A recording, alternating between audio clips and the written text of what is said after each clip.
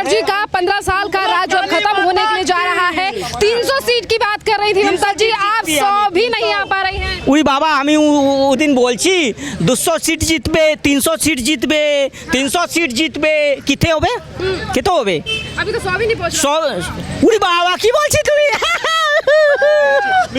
ওরে বাবা मिर्ची मिर्ची लग गई हमका। अच्छा ये बताइए आप झालमुड़ी क्यों लेकर आई है? इसी झालमुड़ी से तो प्रधानमंत्री जीत रहे हैं। अभी झालमुड़ी बंगाल में खेला करा है। हाँ। सब खेला जो प्लान ममता दीदी का हमारा कुर्सी गया है, उसका पाँव टूटा है करके कुर्सी गया है झालमुड़ी।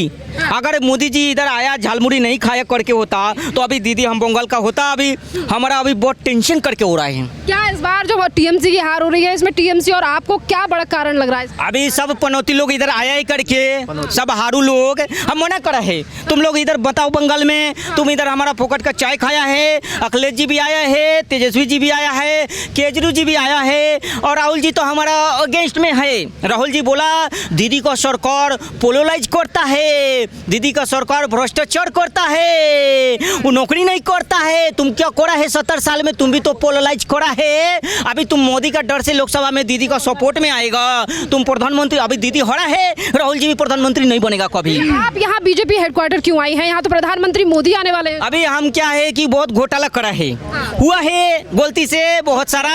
अभी तो हम करा है कि बचने के लिए ये जेल जाने से बचने के लिए यहाँ, लेकिन इनको बचना नहीं चाहिए।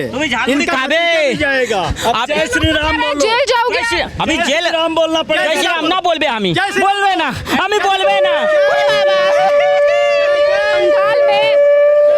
बंगाल में एसएससी घोटाला तमाम घोटाले हुए, अब कितना डर लग रहा है? जो अभी तो डर है करके सब लोग जेल जा रहा है तो हम भी जाएगा उधर जेल में और उधर हमारा जेल में बिजनेस करेगा, झालमुड़ी बेचेगा सबका। हम झालमुड़ी खिलाएगा 5 का खिलाएगा 10 का नहीं। अभी मोदी जी 10 का खा के आए हैं ना, बहुत महंगाई है। हम 5 का खिलाएगा लेकिन मोदी जी हम कुर्सी तुमको देगा नहीं। हाँ। चलबे ना होबे ना चलेगी उनकी तो बहुमत की तरफ। हम कुर्सी हमार होबे ना दीदी, हमी बांग्ला दीदी होबे तो हमें कुर्सी तुम्हें देवे ना। तुम्हें की करबे जीत के? तुम्हें कुर्सी दिल्ली से लेके आना, दिल्ली से आना पड़ेगा इनको कुर्सी लेके। महिलाएं कह रही है बंगाल में लोकतंत्र की जीत हो रही है। अभी बाबा तुम कल का हम दीदी बोला है बंगाल में डर गया था सब हमसे, हम तो डरता था।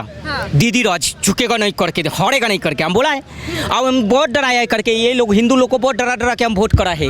तुम लोग वोट नहीं कराता, हम लोग इसको मरता है करता है, तुमको जेल करेगा मरेगा। लेकिन ये लोग ये बात डरा नहीं हमसे, तुम डरा नहीं है। अब हम डरा नहीं, हमने जय श्री राम बोल दिया है। एसआईआर पे आप क्या कहेंगे? उड़ी बाबा एसआईआर में हमारा मोदी अमित शाह करके पूरा हमारा प्लान चौपट करा है। हमारा छोटा छोटा बांग्लादेशी घुसपैठिया का वोट काटा है तो हम बहुत नाराज है, अपसेट है करके। अभी अगली बार दीदी आएगा फिर करके। अभी तक बंगालियों की जो अवैध घुसपैठिए थे उनकी वजह से जीत रहे हैं। उड़ी बाबा चुप फेंसिंग फेंसिंग भी हो जाएगी जिन जगहों पर कोर्ट ने आपको। हमें फेंसिंग काटेगा रात में जाके कोई चीज से। हाँ अच्छा ये क्या कहेंगे आप? अब बंगाल में बीजेपी जीत की तरफ बढ़ रही है। अमित शाह ने कहा था कि अगर बंगाल में हमारी सरकार बनेगी तो हम फेंसिंग कर देंगे, घुसपैठियों को पकड़ कर निकालेंगे। क्या कुछ बिल्कुल अमित शाह जी ने बोला था गुंडों को हम उल्टा करके सीधा कर देंगे। तो अब वो समय आ गया है बंगाल में जो गुंडई वहाँ करते थे। देखिए अब चुनाव लगभग लास्ट चल रहा है, 18-20 के आसपास राउंड हो गया है।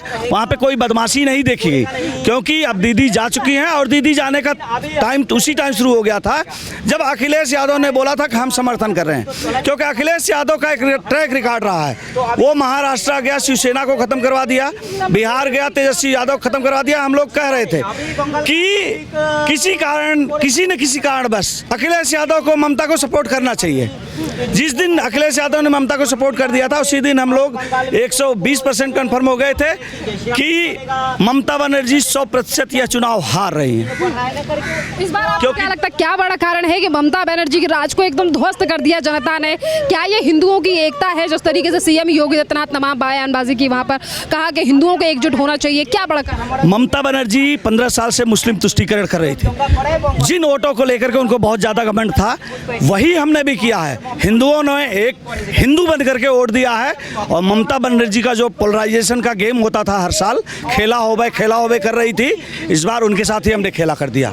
हाँ जी लगातार आरोप लगने वाले हैं कि ईवीएम में तो कहीं घोटाला नहीं है। अरे अभी कल तक तो वो 300 सीट और 200 सीट जीत रहे थे, तो अगर वो कर रहे हैं तो वो तो उनको तय करना है कि वो कौन से स्टैंड पे खड़े होंगे। वो कल वाले वाले स्टैंड पे हैं या आज वाले स्टैंड पे हैं। हम तो पहले से कह रहे थे तुम हार रहे हो, वो मानने के लिए तैयार नहीं थे। क्या बंगाल में बदलाव? बिल्कुल बदलाव हो गया है और वहाँ पर भी विकास होगा, सबका साथ सबका विकास होगा।